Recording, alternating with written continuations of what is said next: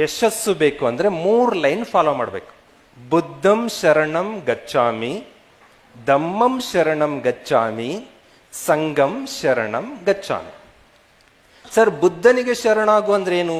ಗೌತಮ ಬುದ್ಧರು ನಾವೇನು ಬುದ್ಧಿಸ್ಟ್ ಹಾಗೆ ಹೀಗೆ ಅಂದ್ರೆ, ನೀವು ಬುದ್ಧಂ ಶರಣಂ ಗಚ್ಚಾಮಿ ಅಂದ್ರೆ ಗೌತಮ ಬುದ್ಧರಿಗೆ ಶರಣಾಗಬೇಕು ಅಂತ ಅಲ್ಲ. ಬುದ್ಧಿವಂತರು, ನಿಮಗಿಂತ ಪ್ರಬುದ್ಧರು, ನಿಮಗಿಂತ ಗುರುಗಳಿಗೆ ಶರಣಾಗು ಅಂತ.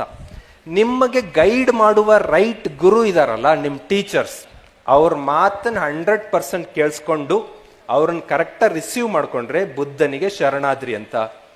ಬಟ್ ನಿಮ್ ಬ್ಯಾಡ್ ಲಕ್, ಕೆಲವೊಂದು ಸಬ್ಜೆಕ್ಟ್ ಟೀಚರ್ಸೇ ಸರಿ ಇರಲ್ಲ. ಟೀಚರ್ಸ್ ಸರಿ ಇಲ್ದಾಗ ಬುದ್ಧನೇ ಸರಿ ಇಲ್ಲ ಅಂದ್ರೆ ಬುದ್ಧನಿಗೆ ಶರಣಾಗದೇನ್ ಬಂತು? ಅವಾಗ ಅವ್ರು ಆಲ್ಟರ್ನೇಟ್ ಕೊಡ್ತಾರೆ ಗೌತಮ ಬುದ್ಧರು, ಧಮ್ಮಂ ಶರಣಂ, ಧರ್ಮ ಗ್ರಂಥಗಳಿಗೆ ಸರೆಂಡರ್ ಆಗ್ರಿ. ಪುಸ್ತಕಗಳಿದಾವೆ, ಪುಸ್ತಕಗಳು ಓದ್ಕೊಳ್ರಿ, ಅದ್ರ ಮೂಲಕ ಸಕ್ಸಸ್ ಪಡೀರಿ. ಗುರುನು ಸರಿ ಇಲ್ಲ, ಪುಸ್ತಕನೂ ಸಿಗ್ತಾ ಇಲ್ಲ ಅಂದ್ರೆ ಒಳ್ಳೆ ಫ್ರೆಂಡ್ಸ್, ಸಂಘ ಸರಿ ಇರಬೇಕು.